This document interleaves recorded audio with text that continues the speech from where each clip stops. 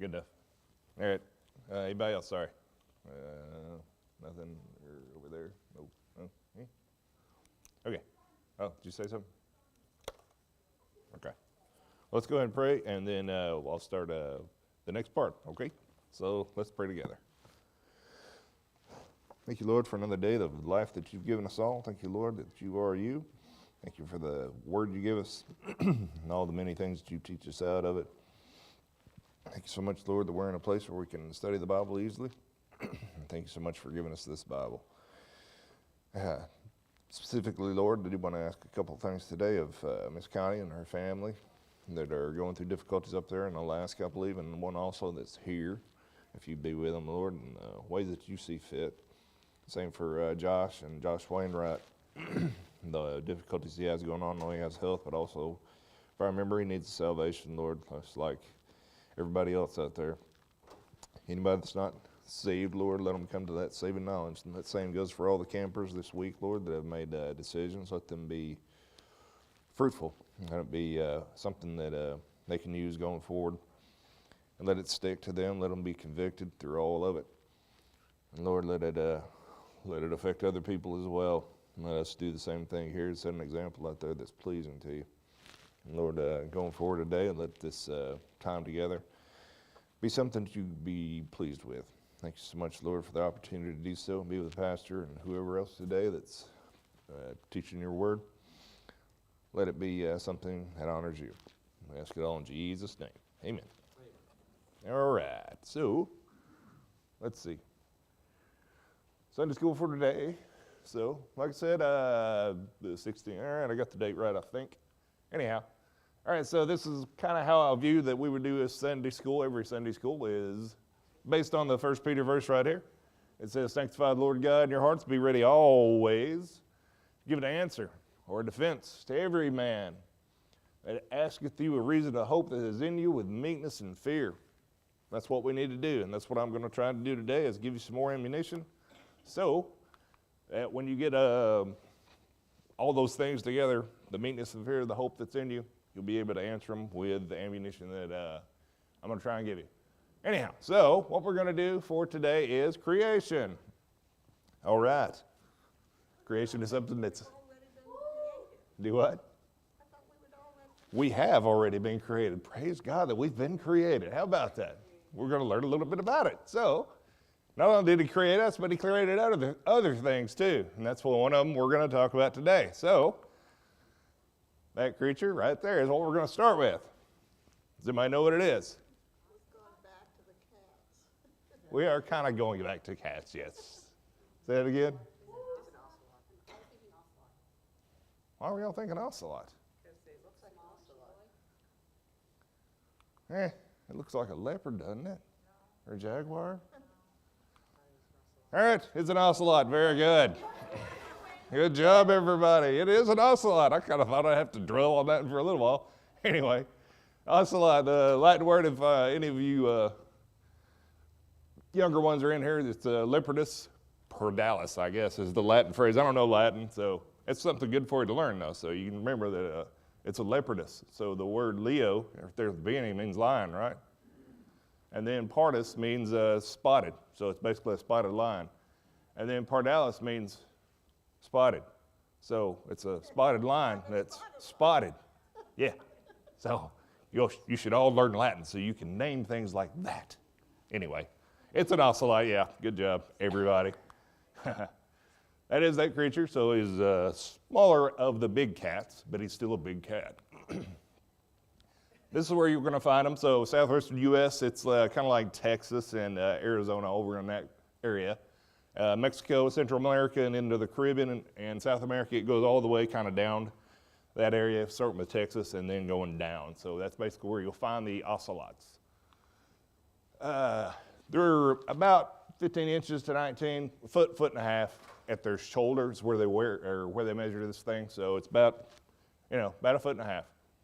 Kind of how tall it is. They weigh about 25, 30 pounds. So it's a bigger animal, about the size of a coyote or a badger, if anybody's familiar with the badgers. It's about that same size, okay? So, since no one did it as much as I thought you would, This, however, is not the ocelot. I kind of thought y'all would just go with it, but anyway, I'm going to show it to you anyhow. This is a jaguar, and this gives you an idea of how big a jaguar is next to a person. So it's a little bit taller, it kind of goes up to your thigh, but that thing weighs 300 pounds, whereas the ocelot was 25, 30. That weighs 300 pounds, so that's a bigger animal, and they're kind of right there with them, so jaguars, ocelots, they kind of live in the same area. Anyhow, like I was saying, the ocelot, smaller of the big cats, it comes up basically to your knee, all right? And about the weight of a coyote, like I said. So if you look at that, the size of that one, the way that we did this, so the reason I'm doing an ocelot today is we were in a Indian restaurant the other day, Tsunami or something like that, or Typhoon, what's the name of that one? Monsoon. I knew it was weather related. I just couldn't remember. Anyhow, we're at Monsoon, and I had to walk Carter around. We only had one of them. I think the other three were at the Smithy house, so awesome. Anyhow, I only had Carter, so I was walking around, and then I left Jackie there at the table, and she was talking like, I'm not going to say it. But I was going to say Yankee women do. But anyway. They talk a lot. Anyhow, she struck up a conversation with a couple next to us who was an older couple. And then I came back with Carter just in time to hear the lady say, well, I used to have an ocelot as a pet. And I'm thinking to myself, I'm like, man, I had wildlife. And she said ocelot, so I'm thinking big cat, And I actually asked her after, I was like, you said ocelot, are you talking about the cat that's kind of big? She was like, oh yeah, people all over there. All over the Central America, South America, they have ocelots as pets. So they actually do. It's a pet. It's kind of I say it's a pet. People do keep them as pets. People keep chimpanzees as pets. Not a good idea. But the ocelot, it's an affectionate animal. If you keep it early, get it early, and then pet it or whatever, it's affectionate, it's loyal, so yeah. Anyhow, some people do keep them as pets, and this is kind of what I wanted to show you is that's how big it is. I think that little girl is 10 or 11, somewhere in that range. But you can see the cat, and that is a full-grown ocelot next to that little girl. So people do keep them as pets. There's a pet thing. But as they start out, they're not that size. They're obviously smaller. And here's a picture of a smaller ocelot, just for everybody to see. See, I knew if I'd show you the kitten that everybody would want one. So yeah, that was kind of the idea. Yeah, if anybody wants an ocelot, they start out like that, but they end up like that. So yeah, your call. No. Yeah. All right, so the ocelot, this creature right here. So we're going to talk a little bit more about him. So what they can do, just like any cat, they can leap, they can jump pretty big distance. It's about 4 or 5 times the actual size of the animal they can jump. They can climb trees, which is pretty neat, and I'll get into it here in a second. They also can swim, which is unique among cat creatures because cats normally don't like water. But this one and the jaguar, its cousin, they swim, and that's actually one of the things it does is it swims, and that's how it avoids predators too, but we'll get into that. They're basically nocturnal animals. So they're busy at night. And even before they're swimming or while they are swimming, these are some of the animals that they can eat. So that'll give you kind of a better size demonstration is they can eat possums, rabbits. They'll eat some birds that are bigger. They eat fish, they eat crabs as they're swimming along. Oh yeah, and they're picky eaters. They eat raccoons. They're kind of neat like a raccoon, yeah. They don't wash their food before or after. Okay, no, we're not getting an ocelot. Anyhow, they're kind of picky eaters. Basically what they'll do is if they get a bird or something, they'll tear all the feathers off of it before they eat it, which is kind of neat. So or a possum or rabbit or anything like that, they tear all the fur or the feathers off and then just eat the meat like it is. And then, like I said, they can climb.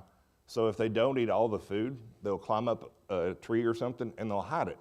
They hide their food away just so they'll come back and get it later. It's kind of neat how they do that. But yeah, they're kind of clean.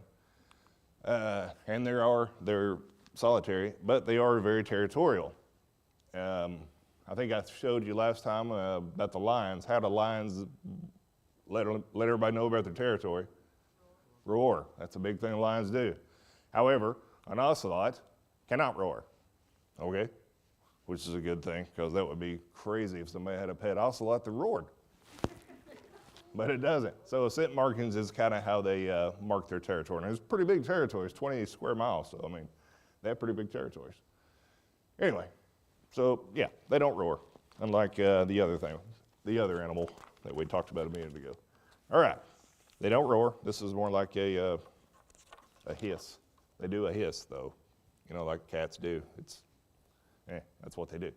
Anyhow, the ocelots. So it was discovered in the late 1700s, but in around 1919, they really started to study it. And what they found out was there are at least 9 different subspecies of the ocelot. And they said subspecies. So it's ocelot and then sub it out. And that was in 1919. By 1941, the number had jumped up to 10 subspecies. So there's 10 actual ocelot species by 1941. By 1998, the testing and the way that they looked at these animals was a little bit different. They actually started doing DNA testing. So when they started doing a DNA test on the ocelot, guess what they found out? What do you think? No, it's 9, 10. How many subspecies? Sorry. So how many subspecies are there now or in 1998? The number did go down. Yeah, I thought 20 at first. It went down to 4 when they started doing their DNA testing. They were like, oh, yeah. And then the DNA testing got even better by 2013, and the number of subspecies of ocelots had actually dropped to 3 by 2013. And as our DNA testing got a little bit better by 2017, all the way up to today, there are 2 subspecies of ocelots. 2 subspecies. Yeah, they want to make it a subspecies, huh? Anyway, the question would be, as you watch those go down, how did they actually come about, subspecies? How do you think that the ocelot character all of a sudden went from 10 down to 2? What do you think they were doing? How did it come about? Yeah, they looked at it. Where it looked to where it lived. Yeah, that's pretty much how they came up with all the different subspecies, is what it looks like and where it lives. So that gives it a whole new subspecies. Yeah, well, why? Why did they do that?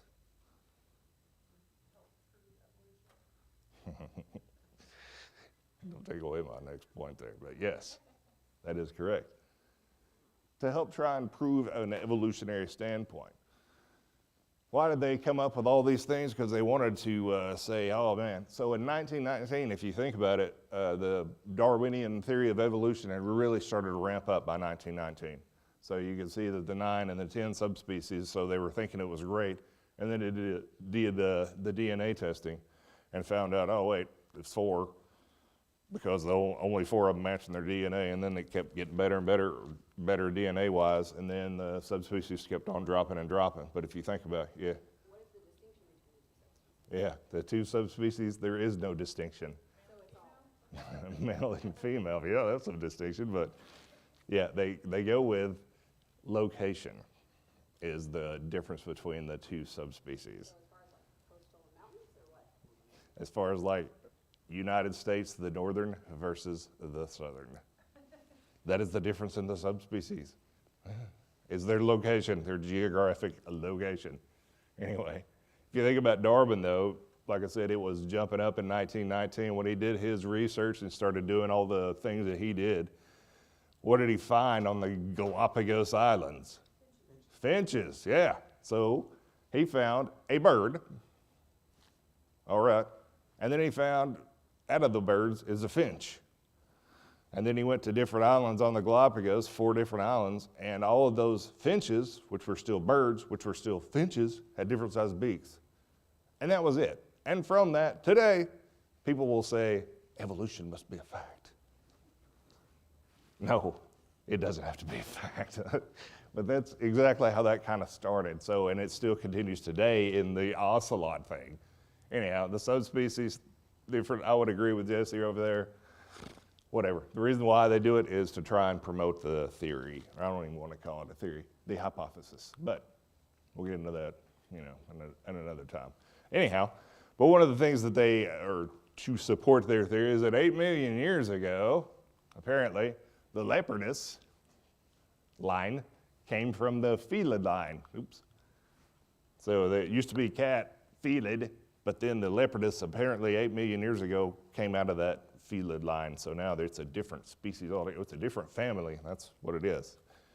And then the ocelot itself came out of that leopardus line, and then they evolved and got better from 2.41 to 1.01 million years ago. That's amazing. And if you look at that, that's a very precise number, 2.41 to 1.01 million years ago. Isn't it precise, though? But Precisely wrong. it's precisely wrong. I agree, 100%. But if you look at the 0.01, how many years actually is that? 10,000. So it's a difference of 10,000 years. And that's their little area to where it's looking great all of a sudden. We've got it all the way down to this science of 2.41 to 1.01, even though they're fudging by 10,000 on the 01 point. But then in between 1.4 million years, apparently, in that area is where the ocelots evolved. I would just ask, okay, if the ocelots evolved from there in that time span, there must be, if it's 1.4 million years, I guess, if they're evolving in that lifespan, there should be millions of dead ocelots that are fossilized, right? There should be, but there's not. You know how many transitional species from the leopard line to the felid line to the ocelot line, how many transitional species do you think have been found? 0. So there is no evidence for this whatsoever. And then it's still pointed out that they're doing this as a fact, yes. The finches must have, man, and they're all of a sudden carnivorous. That's why you don't see any ocelots on the Galapagos. That could be right, man. Don't even know, huh? Yeah, right. That is what they're trying to do. They put these numbers in there. Where do you think they come up with the number 2.41 to 1.01? Where did that number come from? What? Yeah, I would almost say a dartboard. They grabbed it out of the clear blue skies, exactly what it was. There's no reason for that. Except, when I was taught in school, I had a book, it was a science book, and then one page it would tell you the fossils that are in there are dated by the rock layer in which you find them in, the index fossil, okay? Literally, you turn the page, literally, and it says the fossils the rock layers are dated by the fossils that you find them in. So one page says fossils are dated by the rock layers. You turn the page, the rock layers are dated by the fossils. It literally says that. I'm not kidding. That is what we're being taught, or what I was taught. And I don't think it's going to change much as far as the ways go today. It's circular reasoning is what it is. There's no evidence for this whatsoever. 8 million years ago, nobody was alive then. 2.41 to 1.01, nobody was alive then. Theirs has only been around for 6,000 years. That already. I know. There was no then. Very good. But yeah, you've got a factor of 10,000 years right there in the very end of it. And it's like, man, the Earth's not even that old. But anyhow, so that's where apparently the ocelots came from, is that thing right there. So, but they are a predator. I showed you a minute ago all the things that they would eat. But on top of being a predator, since it's the smaller of the big cats, it's also a prey species. Things that will eat it. Alligators. So it tries to swim away, but the alligator will eat it. Coyotes will eat this. So, but not like a single coyote, but like a coyote pack. Coyote packs will come in and they'll eat the ocelots. And then its bigger cousin, the jaguar, who does swim also, will actually eat ocelots. So, but if you think about that, though, today we still have alligators, coyotes, jaguars, and ocelots. still fully formed, still in their exact form that they have when they were actually designed. So, if you want to say a prey species or whatever million years ago, you don't have any evidence to prove it. The evidence that I have is the creature is right there. How did it get here? Well, I'll say it was created, okay? Anyhow, all right, so that's that one. So are there any questions on the ocelot? Yes? Other than the size, is there any distinction between the leopard and ocelot? Jaguar. Or whatever. Size, yeah, size is one, but and then also when they breed, and then also what they eat. So yeah, it's basically, size is a big differential, but what they eat, where they breed, what they breed on, and the jaguar doesn't do the hide in its food, but it really doesn't have to. Nothing's going to mess with it. Anyway, what?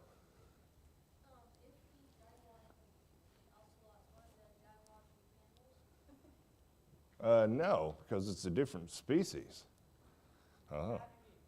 It is a cat eating a cat. Okay, sure. We'll go with cannibal. Do ocelots purr? Yes, they do. Lions purr too. So, you can go with that. Yeah. Yeah. All right. So anyway, we're going to do another one now. Purr. We're getting an ocelot? Okay, wait till I move out, then you can have one. All right, so this is the next one we're going to do. Does anybody got any idea what that creature is called? It's a little bit tougher. Sage hen. Do what? Sage hen. Sage hen, close. Well, yeah. It's kind of like along the sandpiper line. It looks a little bit like that. Oh, so you were watching my thing and you thought you figured it out? Yeah, I know you did. All right. It is a bird. That's why we keep Mr. Jerry around, so he can come up with answers like bird. Subspecies of a fish. It is a subspecies of a fish, I guess. So it's actually, or it could be a species of the sandpiper. I don't know. Anyway, so this animal is called Pacific Golden Plover. All right. So, yeah. Do what? I am sorry, there's a lot of birds that are Yeah. This is what this animal is. It's the Pacific Golden Plover. So I'm going to tell you a little bit about what it does, though, and then see from an evolutionary time scale how this works. So, well, this would be a Pacific Golden Plover, even though that one, he doesn't look as golden, but they are still, it's a subspecies. Anyhow, all right. They are native to Alaska, yeah, and Siberia, but we're really going to focus on Alaska. Do what? What part of Alaska? The western part. Okay, so not where. No, not where you're from. So there you go. Yeah, they're over there, over that way. That's why you didn't know it, huh? Got it. So they're native to Alaska and Siberia, but Alaska's the one we're going to focus on, where they breed. And they lay their eggs, and that time frame is around May to July, so basically right now. And then after they breed and have their eggs, the parents will migrate to the south a long way. And that's in the August to September time frame. And then after they get finished with that, okay, there we go.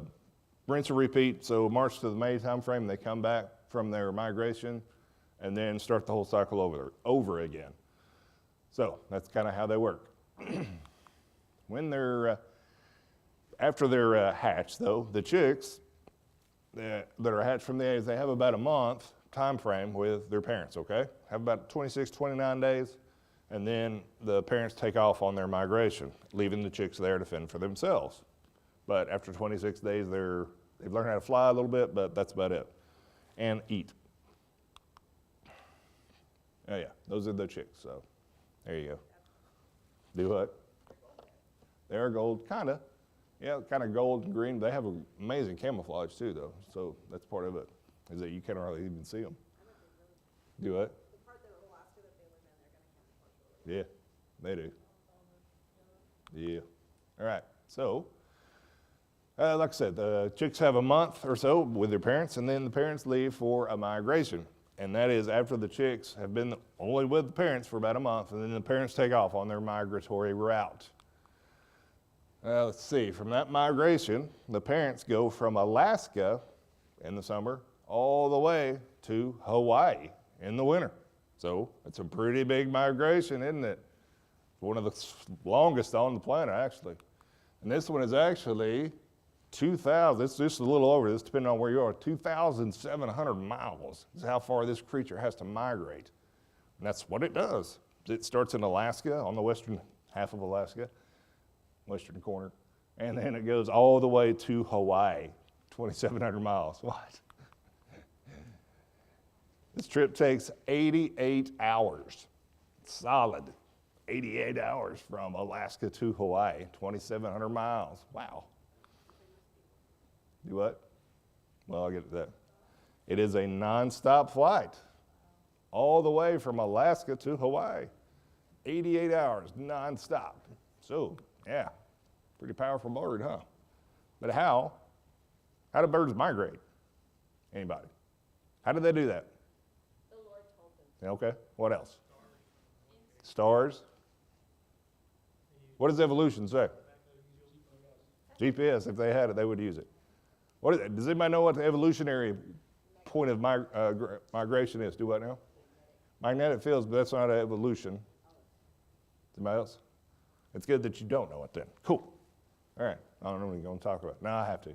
All right. The way that the evolutionary time scale works is that migration from birds, so a bird starts in one area, and they used to be focused on the Pangea, okay? So several, hundreds of millions of years ago, the bird started in one place, and then because it has the Pangea, as it moves, it migrates to there because it's warmer. And then as the continents are drifting apart, the bird has to move farther and farther and farther until eventually this migratory route they've established is where it is. It's all based on a Pangea thing. But in this case, for the Pacific Golden Plover, how many stopover points are there between Alaska and Hawaii?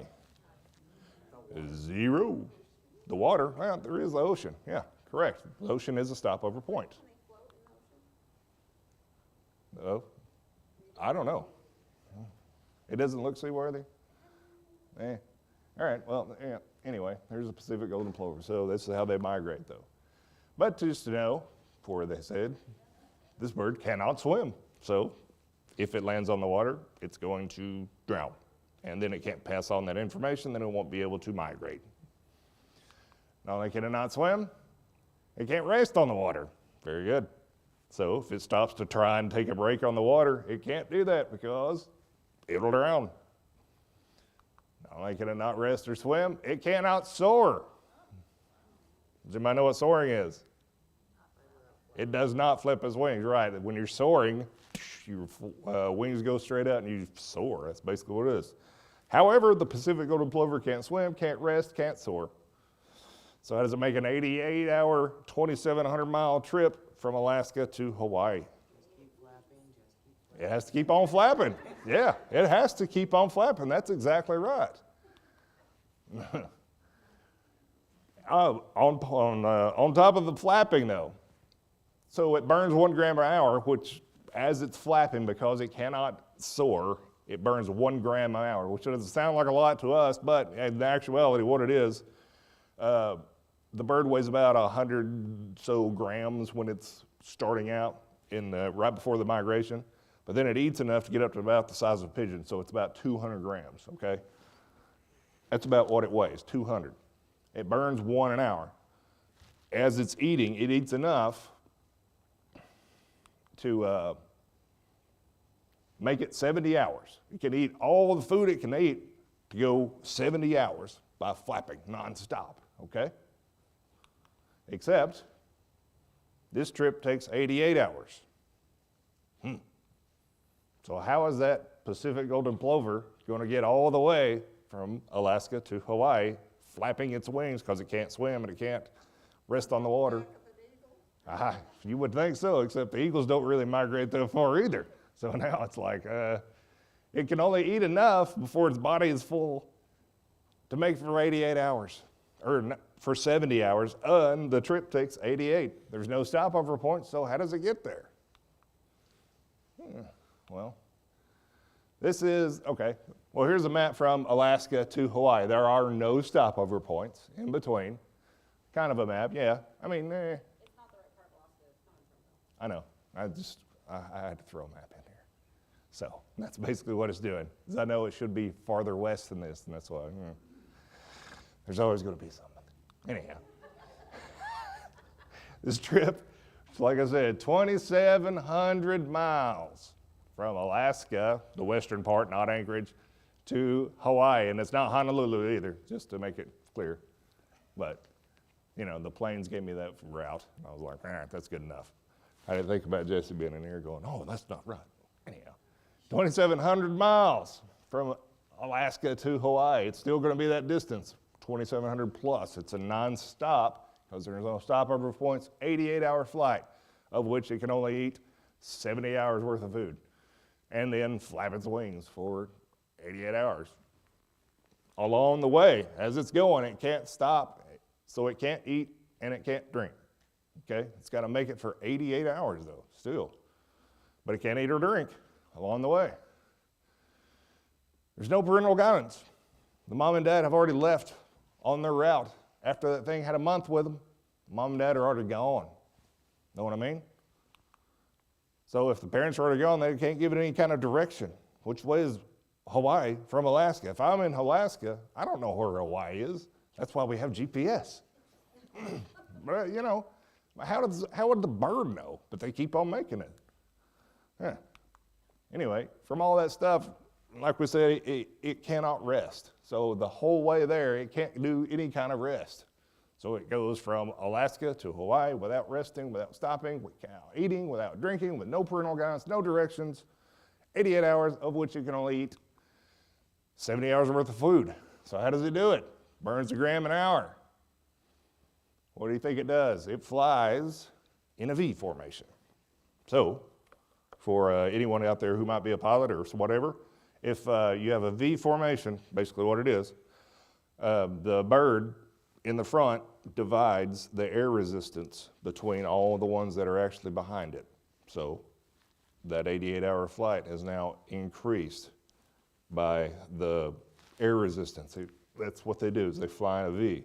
But like I said, the leader is the one that breaks up the air resistance. However, these birds that are flying in their V, didn't I do that? There we go. All right. As they fly in their V, like I said, the leader is the one that takes the brunt of it.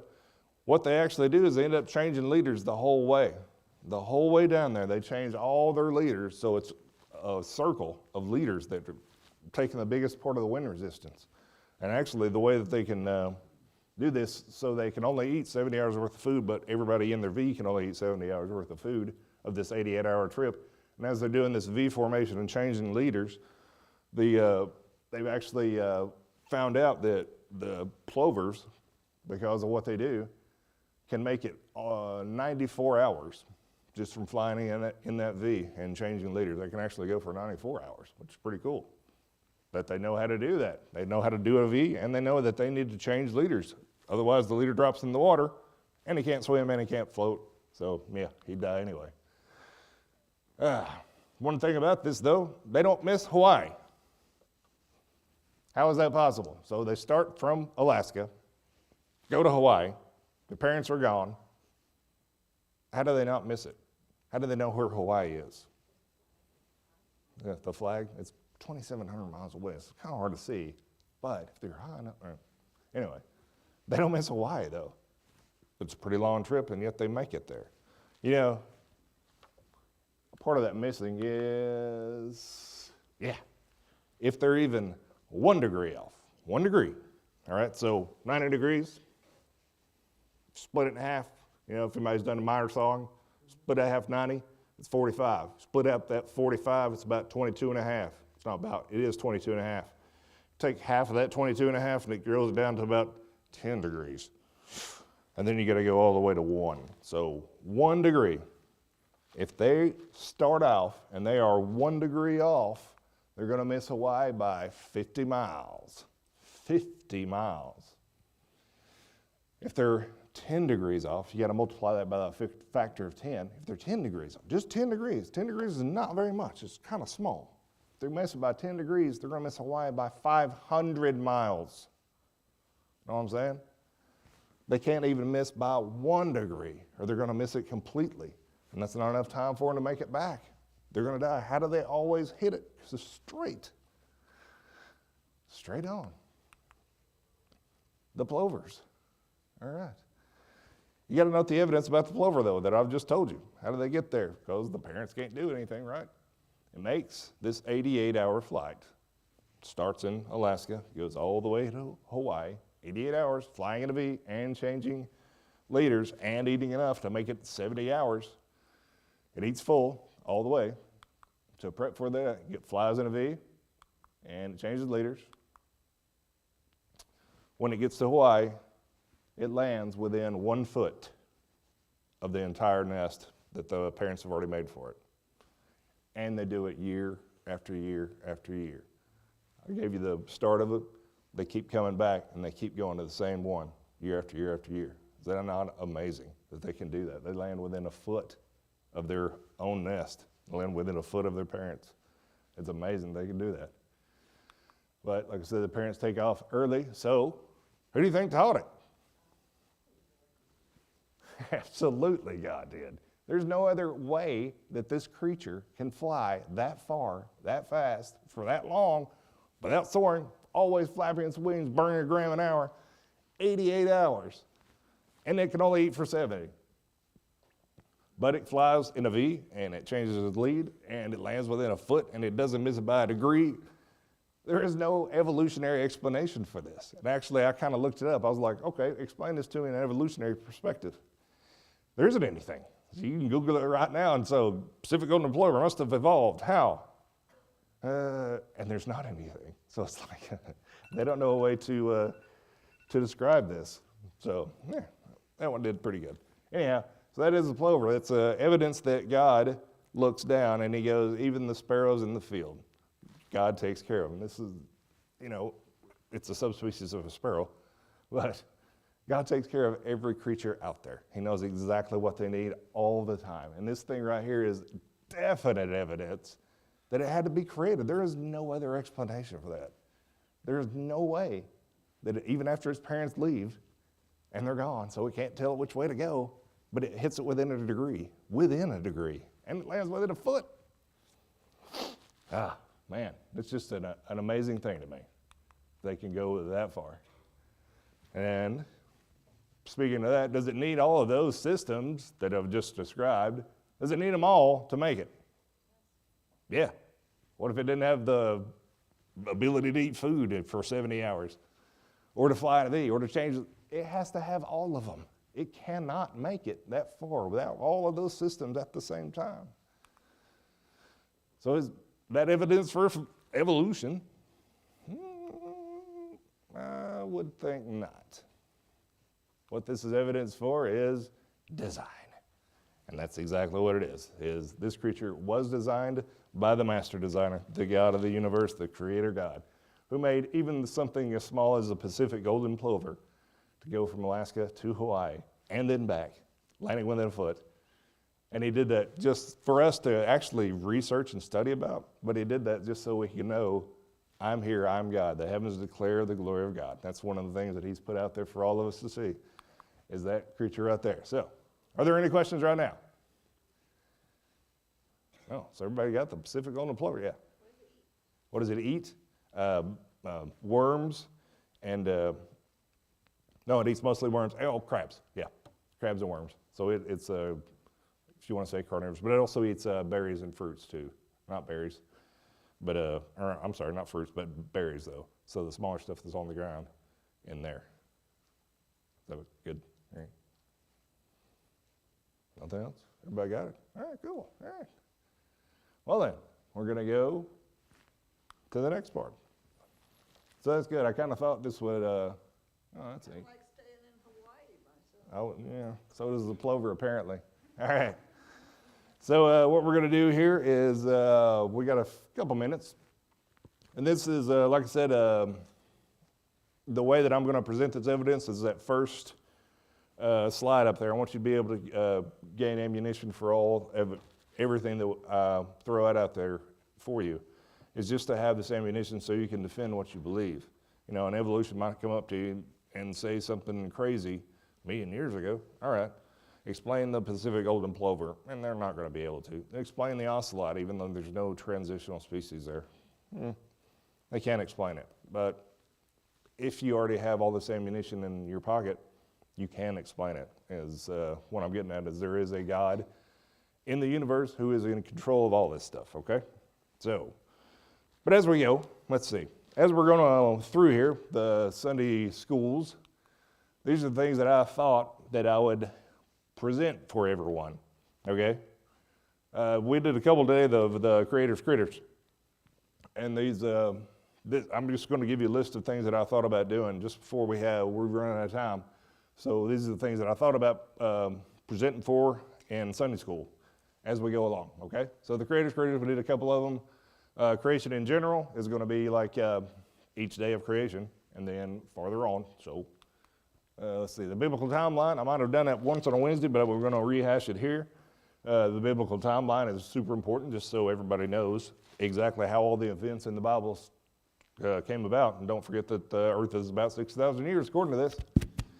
The age of the earth, well, the earth is about 6,000 years. But you're going to have a whole bunch of things out there that evolutionists will try and tell you this is how old we know the earth to be, because we know, okay, I'm going to go over a couple of those different ones and say, no, you don't. But anyhow, why the King James? See if I got any reason why, but we're going to talk about that one. Let's see. Eve, Miss Angie's in here. Did this just for you. Why? Why did God make this perfect creature and it get tempted? I mean, if God made it, how could Eve be tempted? Yeah, well, we're going to talk about that. Cain and Abel. That's going to be another one we go into a little bit. Why Cain slew Abel, but then also a little bit more about Cain. Oh, yeah, and more Cain. So, yeah, there's a couple of things. Sons of God, we're going to talk about that too. The sons of God in the Old Testament, but also in the New Testament, okay? And then the Nephilim. Has everybody heard of Nephilim? All right, good. Heard of Nephilim. How about this one, Rephaim? You heard of Rephaim? All right, good. You heard of it? All right, well, that's cool then. I guess you got a good teacher. All right, Rephaim, that's another one. The Hebrew words, some of the Hebrew words, I'm throwing them out there. I'm not going to go too deep into Hebrew, but I'm going to give you some words, and you actually already know some Hebrew. And that's kind of what I'm going to talk about is the words you already know. We did jump into it a little bit, but we just introduced it to start with, okay? There's a whole lot more to Hebrew poetry than just what I introduced, but all that was for was to let you know about the women preachers and why the women preachers. Let's just stop with that. Noah's another one. And then the names of God is going to be another one. And then Job is actually going to be another one. And on top of Job is going to be Job's wife, who we have a traditional way of looking at Job's wife. Anyhow. All right, and by no means is this an exhaustive list. This is kind of what I'm getting at. This is just stuff that I'll put together really quick for all the rest of you. And then, like Miss Angie did over there, if there's something that you want to hear about or something like I said, this is not exhaustive at all. If there's something you think about and want to hear about, just let me know, and then I'll just add it to the list, okay? All right, good. All right, and then we're going to take a little break, and I think after we take our break, the choir singing. All right, so choir singing. So, yep, we're going to take our little break and then be off on the next part. So thank y'all for listening.